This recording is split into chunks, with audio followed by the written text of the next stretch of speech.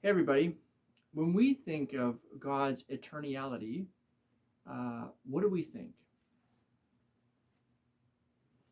Hey everybody, I want to do another attribute of God, and we want to look at that. And the one we want to look at is called God's eternality. Now, when you think of the word eternal, what do you think of? Some of us think of where it says that God came to give us eternal life, like John 3:16. Some of us think about how after we die, we will be with God for eternity.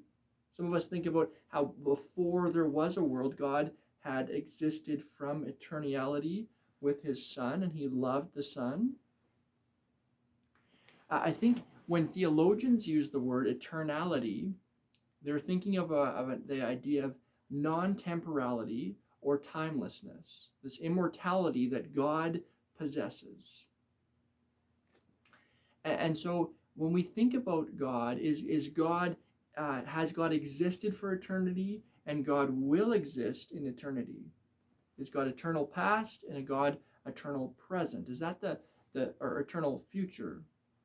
Is that the best way to think of God? And theologians would argue, and I think Scripture is teaching, that God is actually different than all of that. And so in we keep going back to this with the attributes of God. The first time that God really reveals uh, to a fuller extent who he is in Exodus chapter 3. And so in Exodus 3, verse 14, God says to Moses, "What is my name? I'll tell you what my name is. My name is I am."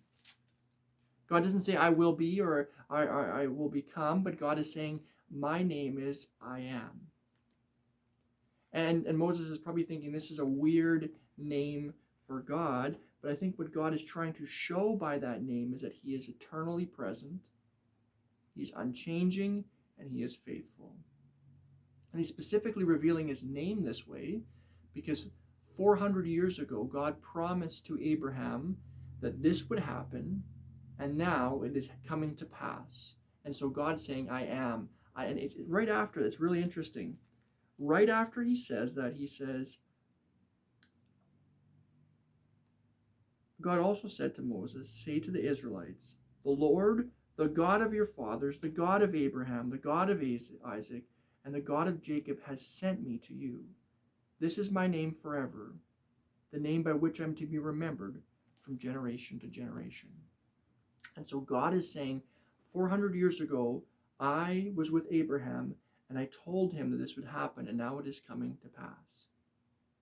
All that has happened, the slavery, the 400 years of slavery, the rescuing, I'm starting these things, and I want you to understand that I'm outside of time.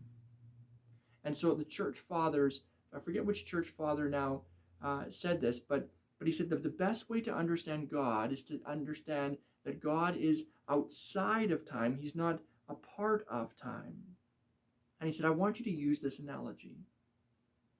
If you can picture all that has ever existed in the created realm, including angels and including heaven and including the stars and galaxies and all things, all the way back to the Roman Empire, even further back to the dinosaurs, and all the way this way, all the way to when God comes in the end times and restores the kingdom. All of this stuff, we can look at it as if it's this giant, great, winding river that travels through many valleys and continues to travel downward until it gets to the ocean. This is the linear, left to right, beginning to end understanding of time. And on the first day of creation, Genesis 1, God says, let there be light. And he talks about how there's a light and day, and that's the first day. And what God is doing on the first day is creating time, and he's putting it inside of creation. A way to measure time by light and darkness, night and day. And so this church father is saying that all of our existence, all the existence that has ever existed of all things, is this giant river. But God doesn't sit in the kayak of life with us and travel down this immense river. he is actually on a mountain on top of that is higher than all mountains, and he is watching the river go in and out of valleys, all the way down to the ocean. He is watching all of it at once. Have you ever considered this when you read the Bible, that maybe when God goes into time and communicates with a human being, he's still outside of it and he's watching all of it in that moment? Think about the implications of this. In Genesis 3:16, God says to the snake, "You will bite his heel, but he will crush your head." Now, is God just looking with a complete crystal ball and 100% battering average of what will happen when Jesus dies on the cross and destroys Satan?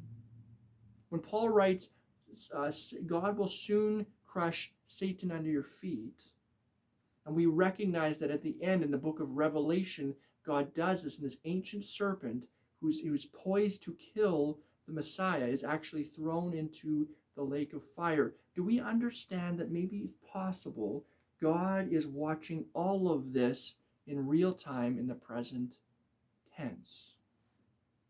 God doesn't have a crystal ball that looks into the future. He doesn't have a perfect DVD or Blu-ray recording of the past. God is eternally present when he's meeting with people in history and intercepting time. And I think the way that we could understand this is if there was a 2D world and there were 2D humans who lived on that 2D world, all they would be able to see would be left and right, forward and backwards. That's all their capabilities would have, because that's how they were created, to live in that 2D world. And so if you started to talk to them about mining and going deep into the ground to get resources from the ground, or to dig down for a well for water, or if you would talk to them about going up into the clouds, they wouldn't know what you're talking about, because they only have the capacity built in them, like Pac-Man, to go left, right, forward, and backwards. That is how they are designed. But we human beings live in a 3D world. So we're able to look up, we're able to look down, we're able to look forward, backwards, left, and right. But what happens if God starts to describe a reality that is outside of our parameters? It's outside of how we've been designed. Then what? And time, I think, is maybe the fourth dimension. It's this dimension that we can't understand. In our 3D world, all that we can see is left to right. We don't have the capability to look outside of it like God does, but he's living in a different dimension. What this practically means, every time that God speaks about his eternal, present tense nature, he's trying to get us to trust him. And so in the book of Revelation, it says, "He who was and is to come." That's from our human perspective, looking at all that God is and who he is from our perspective. But it calls God the Alpha and the Omega. He is both in the beginning and he's also right now in the end. And it says about Jesus that Jesus is the beginning and Jesus is the end. And so the whole book of Revelation starts and it ends with this idea to teach us to trust that God is outside of the process. He's outside, he's looking down, and he's taking care of the whole thing.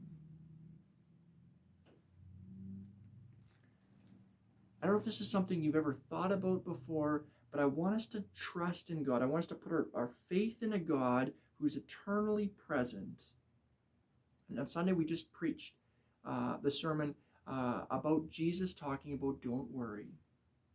And he ends with this verse, and I want you to think about this verse specifically in light of what I've just said. This is what it says. "Therefore, do not worry about tomorrow, for tomorrow will worry about itself. Each day has enough trouble of its own." And what Jesus is saying is that your Father, your good Father, knows what you need, and he's already living in eternally present tense in your future.